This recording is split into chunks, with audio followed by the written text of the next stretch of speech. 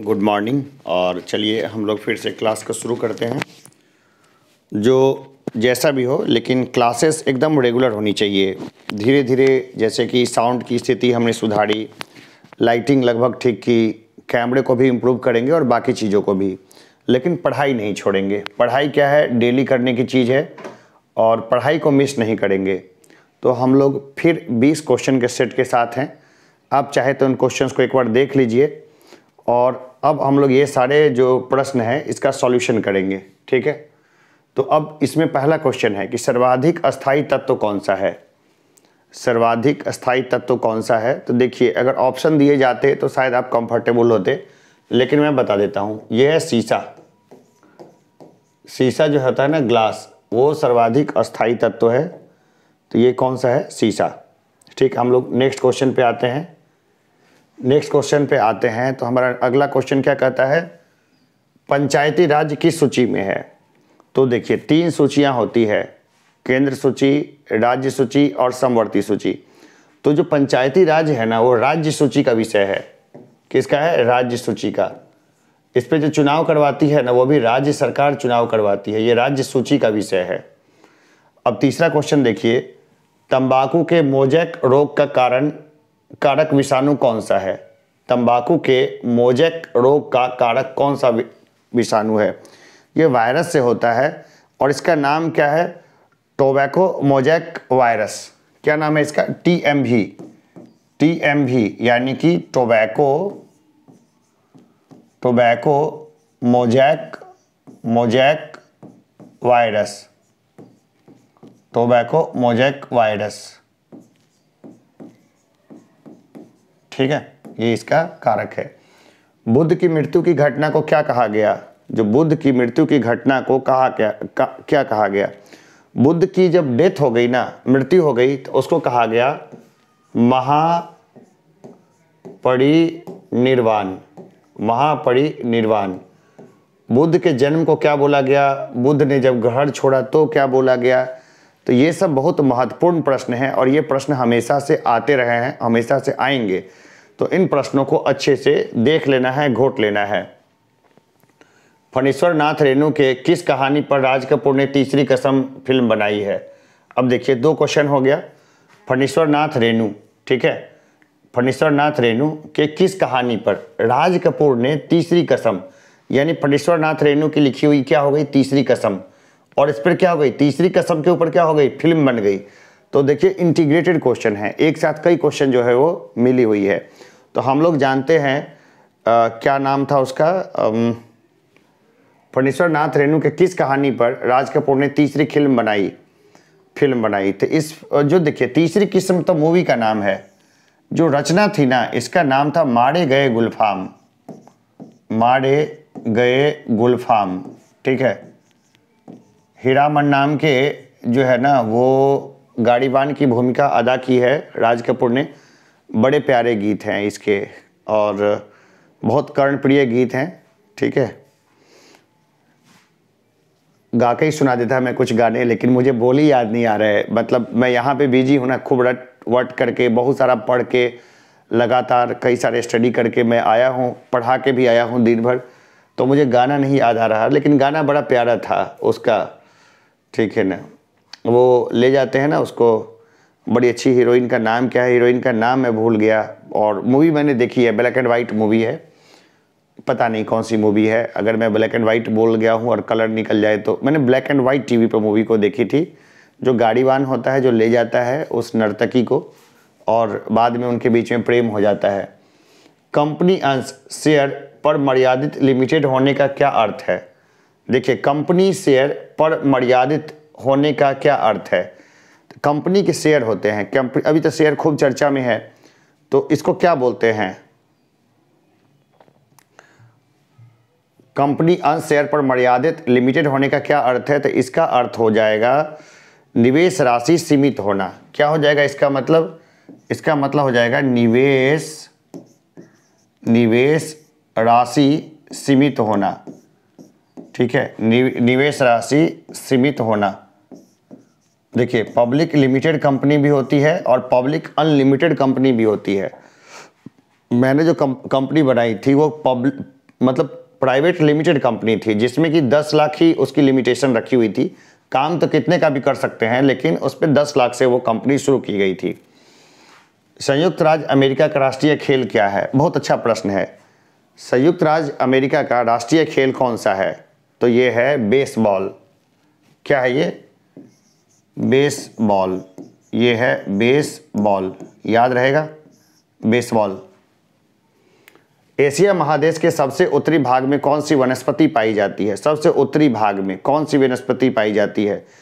सबसे उत्तरी भाग को देखें तो हम देखते हैं, ये रहा एशिया महादेश, ठीक है। ऊपर में रसिया पड़ गया ना, ऊपर में पूरा यहाँ। तो ये जो वनस्पति होती है ना, ये वनस्पति होती है टुंड्रा वनस्पति, ठीक है। ये कौन सी वनस्पति होती है? टुंड्रा वनस्पति। कौन सी वनस्पति होती है? टुंड्रा। टुंड्रा, टुंड्रा वनस्पति। इस जगह को बोलते हैं टुंड्रा प्रदेश, ठीक है। ठंड काफ़ी पड़ती है, इसको क्या बोलते हैं? टुंड्रा प्रदेश। आगे देखिए, गौतम बुद्ध ने किस शासक के राज्यकाल में निर्वाण प्राप्त किया? किस शासनकाल का था वो गौतम बुद्ध? भाई निर्वाण किस शासक के शासनकाल में? अगर आप याद कर पा रहे हो तो बहुत सारी घटनाएं हुई थी। ये बहुत अच्छा क्वेश्चन है कि गौतम बुद्ध ने किस शासक के राज्यकाल में निर्वाण प्राप्त किया। तो देखिए ये प्रश्न है ना, इसका उत्तर जो है वो अगर हम लोग पूरा कैलकुलेशन करें तो अजातशत्रु सबसे सही लग रहा है। अजातशत्रु, अजातशत्रु का जो शासनकाल था, ठीक है। बिंबिसार का पुत्र। बिंबिसार क्या थे? तो बिंबिसार गौतम बुद्ध के मित्र थे। बिंबिसार गौतम बुद्ध के मित्र थे। उन्होंने वेलुवन में अपने 1 लाख समर्थकों के साथ जो है ना बौद्ध धर्म ग्रहण किया था। इसके बाद हम देखते हैं कि क्या हुआ कि गौतम बुद्ध ने निर्वाण प्राप्त कर लिया। तो निर्वाण जब प्राप्त कर लिया तो बिंबिसार का शासनकाल तो होगा नहीं, वो शासनकाल होगा उसके बेटे का और या फिर बाद में पोते का। तो अजातशत्रु का शासनकाल भी ठीक ठाक चला था। तो ये अजातशत्रु जो है इसका सबसे सटीक उत्तर होगा। बाकी आप लोग जो है ना अपने तरीके से भी देख लीजिएगा गूगल करके, लेकिन मुझे लगता है कि ये अजातशत्रु ज़्यादा सटीक उत्तर है और यही उत्तर होना चाहिए। आगे देखिए, उसने कहा था किस साहित्यकार की प्रसिद्ध कहानी है? 12th क्लास में सब ने इसको पढ़ रखा है, लगभग बिहार बोर्ड के जितने हैं उन्होंने पढ़ रखा है। चंद्रधर शर्मा गुलेरी। चंद्रधर शर्मा गुलेरी उनकी रचना है। चंद्रधर शर्मा गुलेरी की ये रचना है, ठीक है। तो ये हमने देखा इन प्रश्नों को, और भी प्रश्नों को हम लोग देखेंगे, अभी शांत नहीं बैठेंगे। देखिए एक बहुत अच्छा प्रश्न है, ये प्रश्न तो एकदम बउआ वाला प्रश्न है, लेकिन हम लोग इस प्रश्न को भी लेंगे। वर्षा की बूंदों के गोलाकार होने का क्या कारण है? तो वर्षा की बूंदें जो गोलाकार होती है वो होती है सरफेस टेंशन के कारण, जिसको हिंदी में बोलते हैं पृष्ठ तनाव। देखिए पृष्ठ तनाव होता क्या है? पृष्ठ तनाव में होता क्या है कि कोई भी जो पदार्थ है वो अपने आप को पकड़ के रखना चाहता है, यानी सारे मॉलिक्यूल्स इकट्ठे रहना चाहते हैं। तो जब गोल होगी वर्षा की बूंदें तो ज़्यादा कम क्षेत्रफल में ज़्यादा जो है मास को वो स्टोर करेंगी। इसी हिसाब से आर्थिक नियोजन किस सूची में है? बहुत अच्छा प्रश्न है। 3 सूचियाँ होती है, केंद्र सूची, राज्य सूची और समवर्ती सूची। तो यहाँ पे आर्थिक नियोजन जो है वो किस सूची में है? तो आर्थिक नियोजन जो है ना वो समवर्ती सूची में है, समवर्ती सूची में है। चलिए कोई व्यक्ति मुझे बताएंगे कि किस सूची में कितने सब्जेक्ट हैं, कितने व्यक्ति हैं जो कमेंट बॉक्स में बताएंगे कि किस सूची में कितने सब्जेक्ट हैं। ये कौन से व्यक्ति बताएंगे, बताइए। ग्रीकोनाइट किसका अयस्क है? ग्रीकोनाइट किसका अयस्क है बताइए? ग्रीकोनाइट किसका अयस्क है? 13 नंबर का क्वेश्चन है ना। तो ग्रीकोनाइट जो है ना वो कैडमियम का है। ग्रीकोनाइट किसका है? कैडमियम का है। कैडमियम, इसको शॉर्ट फॉर्म में क्या लिखते हैं? इसको लिखते हैं CD, ठीक है। जो कुछ भी है ना वो 10th तक की पढ़ाई बहुत इंपॉर्टेंट है। अगर 10th तक किसी ने ढंग से पढ़ा है तो बाकी का जर्नी उसका ज़्यादा इजी हो जाता है। बौद्ध संघ में प्रवेश को क्या कहा जाता है? बौद्ध संघ में प्रवेश को क्या कहा जाता है? बौद्ध संघ में जो प्रवेश होता है उसको क्या कहा जाता है? उपसंपदा। क्या कहा जाता है? उपसंपदा, या क्या कहा जाता है? प्रवज्या। उपसंपदा या उपसंपदा या प्रवज्या। तो देखिए ये जो शब्द है ना, इसको कई जगह अलग अलग तरीके से भी लिखा गया होगा, तो इसको लेके ज़्यादा दिमाग नहीं लगाना है। उपसंपदा या प्रवज्या उसको बोलते हैं। माखनलाल चतुर्वेदी की कौन सी कविता स्वतंत्रता आंदोलन के दौरान चर्चित रही? बड़ी अच्छी कविता थी वो, क्या नाम था उसका?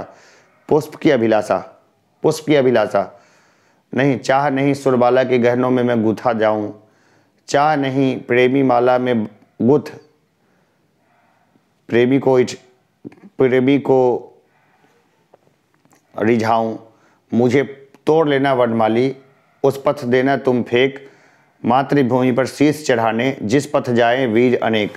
ये जो था पुष्प की अभिलाषा नाम की कविता थी, ये माखनलाल चतुर्वेदी ने लिखी थी।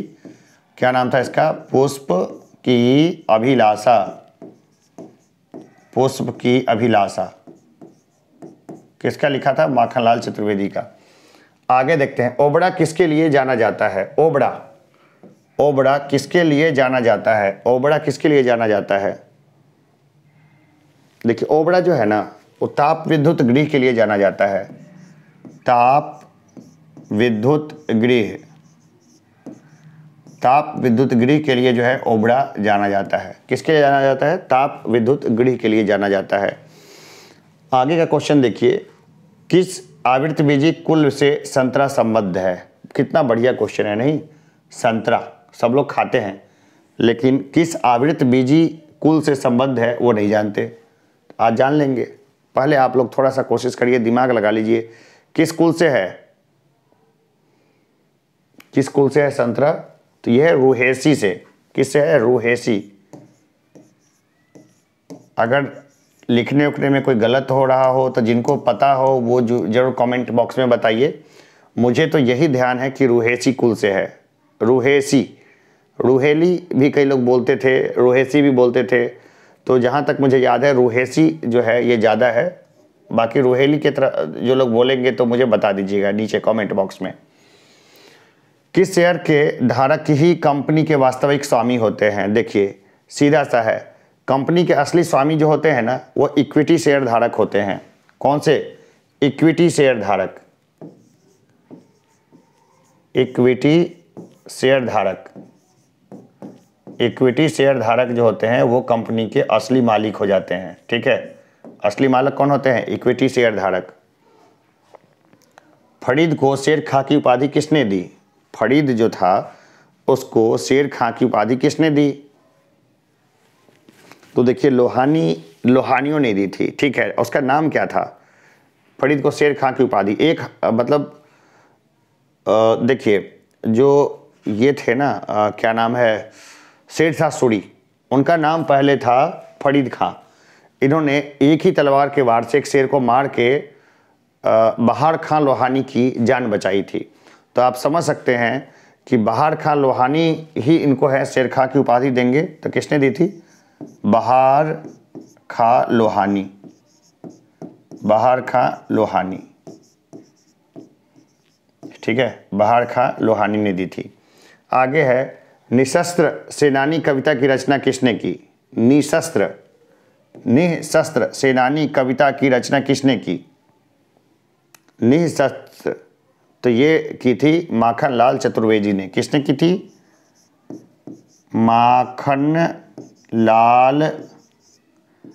चतुर्वेदी ने। किसने की थी? माखनलाल चतुर्वेदी ने। किसने की थी? माखनलाल चतुर्वेदी ने।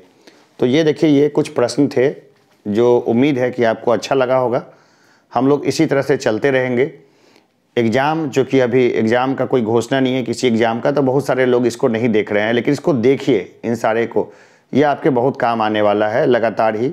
तो ये जो प्रश्न है ना, ये स्टैटिक जीके का पार्ट है जो कभी ख़त्म नहीं होने वाला है। तो इसको बार बार रिवाइज करिए। करंट इवेंट से संबंधित भी प्रश्नों को लेकर के आएंगे थोड़े से ब्रेक के बाद।